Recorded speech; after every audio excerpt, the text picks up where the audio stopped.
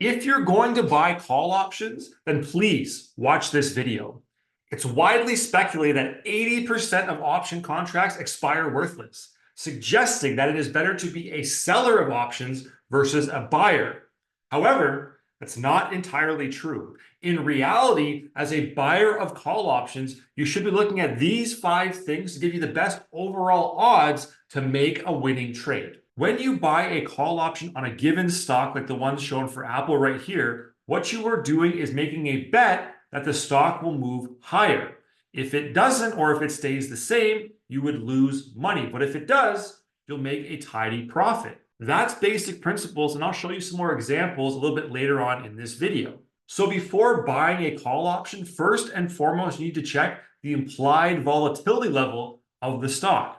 Implied volatility is the expected volatility, aka the risk of price movement of the stock over the life of the option contract, meaning the IV shown right here, or wherever it may be shown, the implied volatility on your trading app has a 20% IV over the next 12 days for this contract. If the volatility is high, it means that the stock price has a wider range of where the price may fluctuate, and if it's a low volatility, it means the price range will be tighter. A high level of implied volatility means that these option contracts here, both calls and puts, would be more expensive than normal.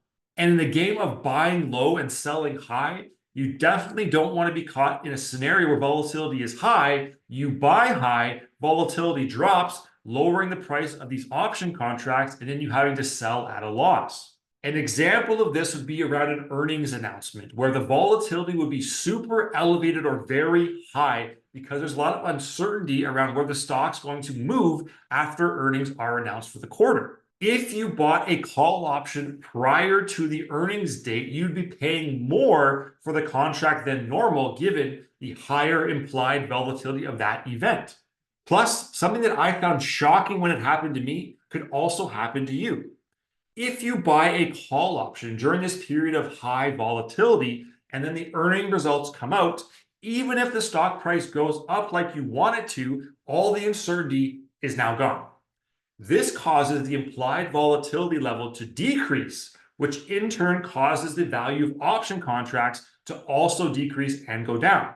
So even though the stock went up like you wanted it to, because of the volatility dropping, you can end up with a losing trade.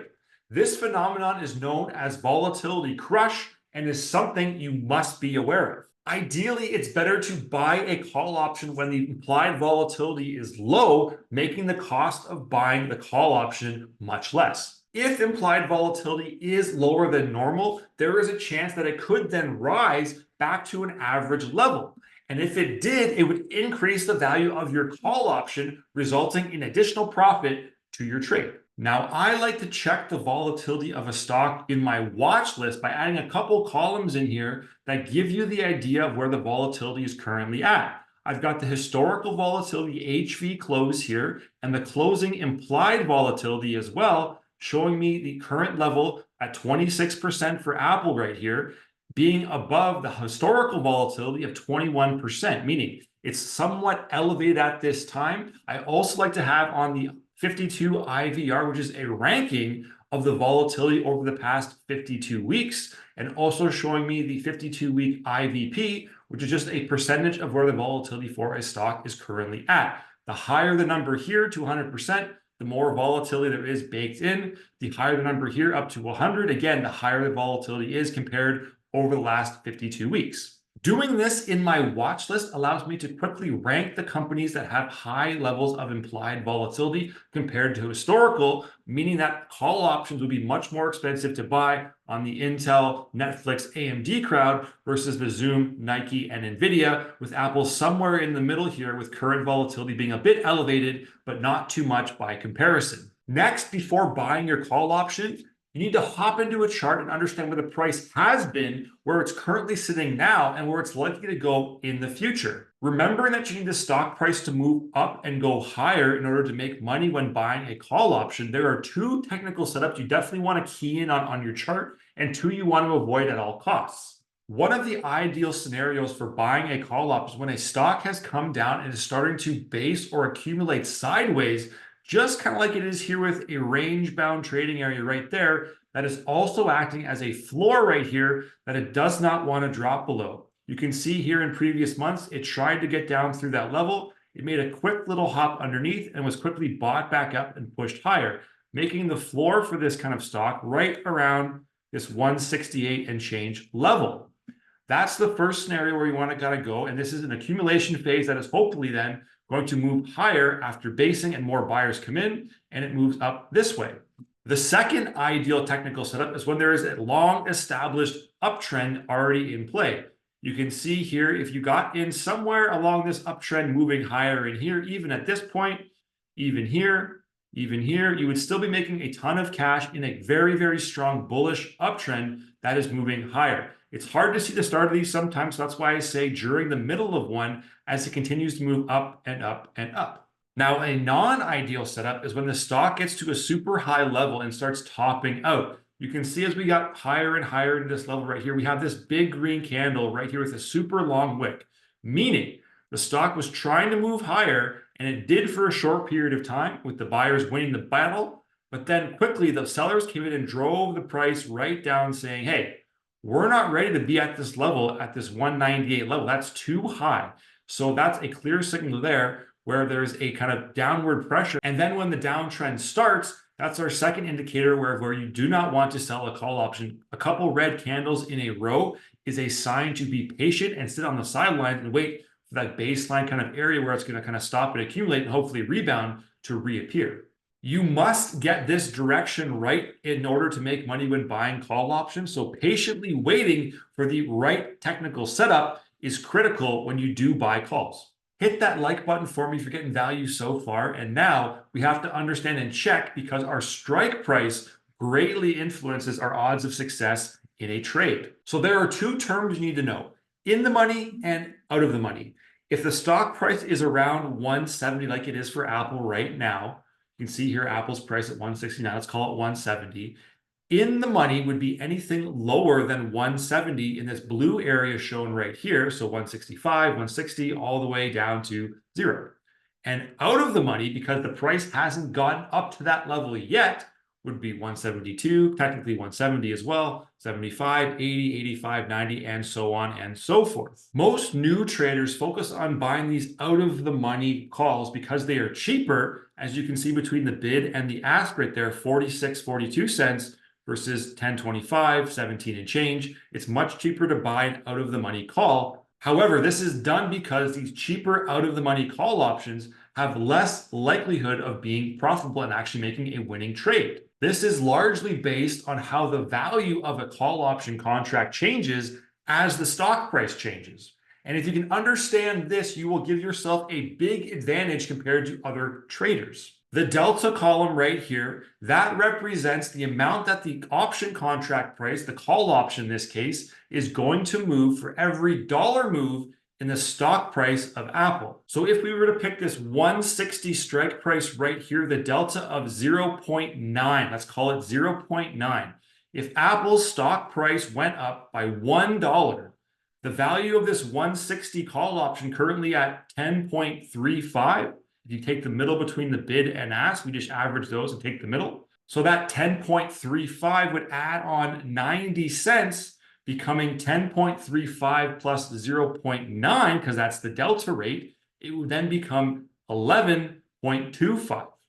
Okay, that's going up $1 in Apple's stock price. And that's assuming nothing else is impacting the price in this vacuum of an example. If Apple's stock price was to drop by $1, we would have the reverse effect. This call option, currently valued at 10.35, would go down by 90 cents down to 9.45.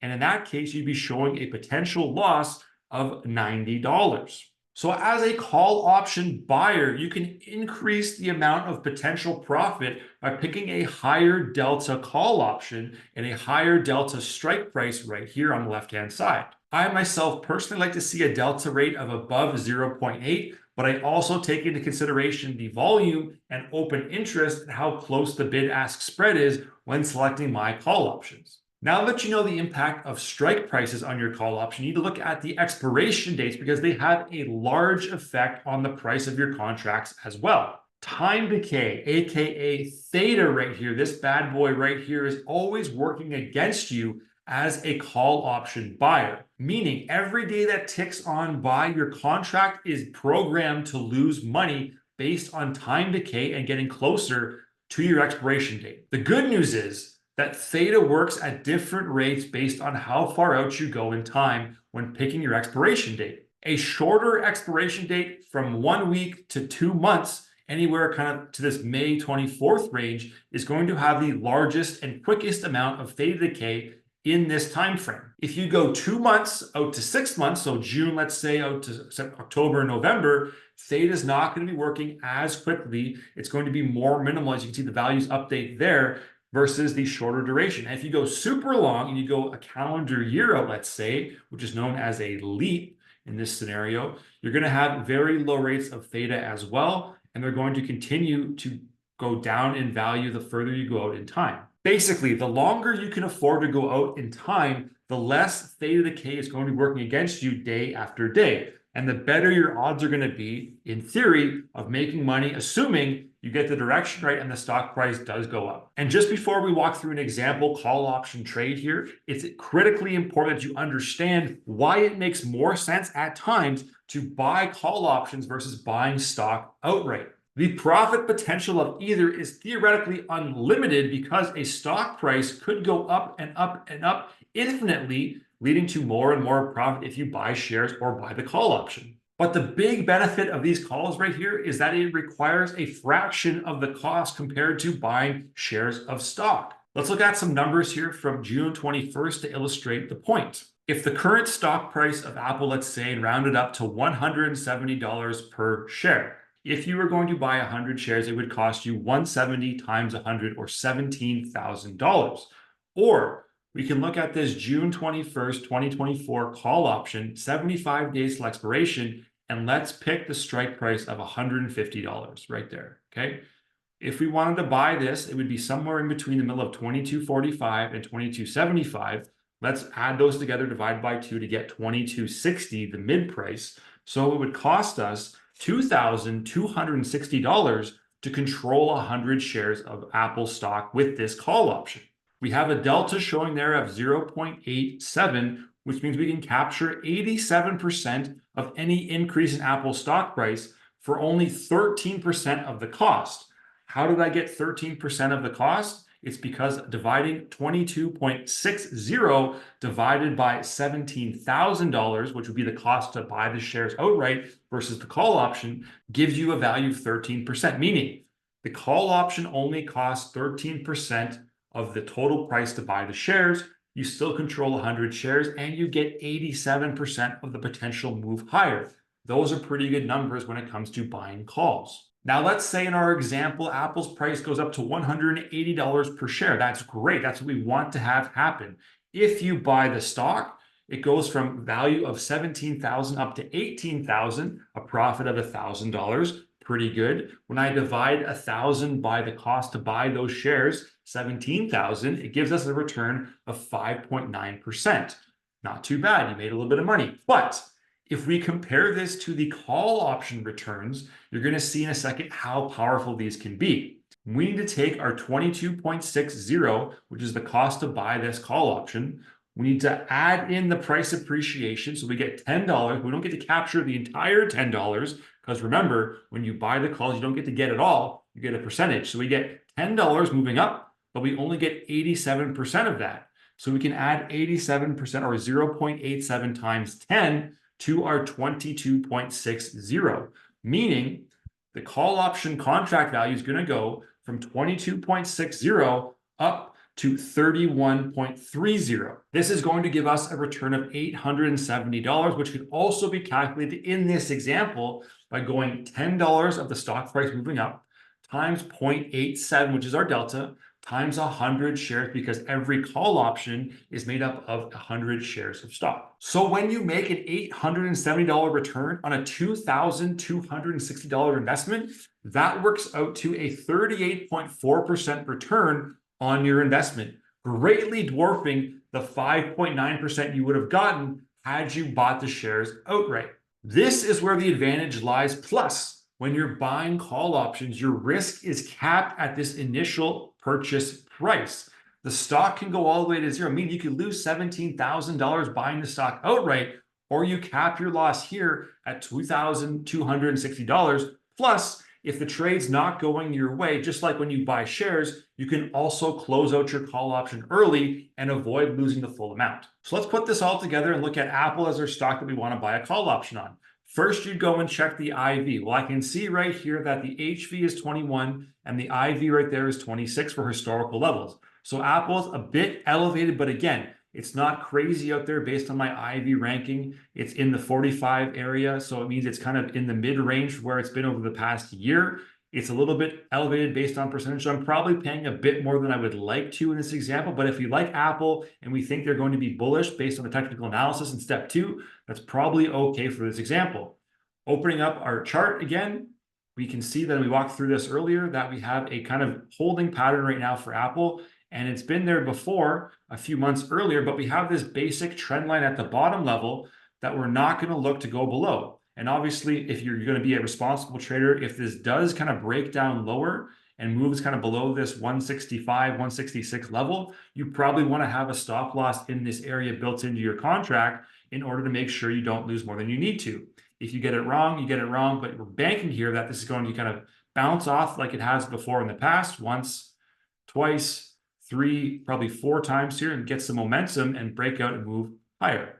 So that would be a bit of a kind of play for our playbook, looking at this basing level and understanding that this is hopefully a pivot point for Apple to move higher in the future. Next, we have to consider the strike and expiration dates. And the strike price, as you remember, I want to be in the money, so in this blue area here or below the current stock price for sure. And my expiration date, I want to go at least 2-3 months out and get out of that window of theta kind of working its magic too quickly. I want to keep time decay at a minimum. So I'm going to go out here and click into this more, and I'm going to go out to the June or July. Let's go June 21st again. And now I can see that I'm outside my kind of comfort zone of a couple months. Theta is not going to be working too quick. And I look at my strike prices again here in the blue, in the money. I can see here I've got delta at 0.81 right there. So I'm going 155 or lower. And I can see the one with the largest amount of volume and open interest, which is kind of a key area to keep your bid-ask spread small, is that 150 level, which you talked about earlier. So I'm going to click 150 there. I'm going to go in and make this blue to buy. I'm going to buy this call option, hit the mid price again. I have it in there at 2260. I would go limit. I want to go day for order in or force for the day. And then I could go into my advanced tab right here. I could go margin performance just to check out my performance profile and see where we're going with this stock. You can also go down here, and most trading platforms have an area where you can look at your position, how it's going to be impacted if the stock price moves higher. You can see a 10% move up, 20, 30. I'm going to be making a little bit of P&L right there, which is my total profit if that move does happen. You can also see here the negative side of that as well, where the stock is going to go and where the option contract is going to go for my profit if I do go down in stock price. I would go and transmit this trade, get it in the hopper, and once it's filled, I would have a position in my portfolio showing Apple with the June 21st, 2024 call option, 150 strike price, and I would go on and monitor that at that time. You now have the tools to be a master when it comes to buying call options, and if Spider-Man has taught us anything, it is that with great power comes great responsibility. So be responsible and check those 5 key settings before buying your call options when you're doing your trading. If you want to master more of the basics of options trading, check out my course, Options Academy, linked in the description for this video. It is designed to teach you everything you need to know about options contract in under 1 hour. Thank you for investing in yourself by watching this video, and I'll catch you on the next one.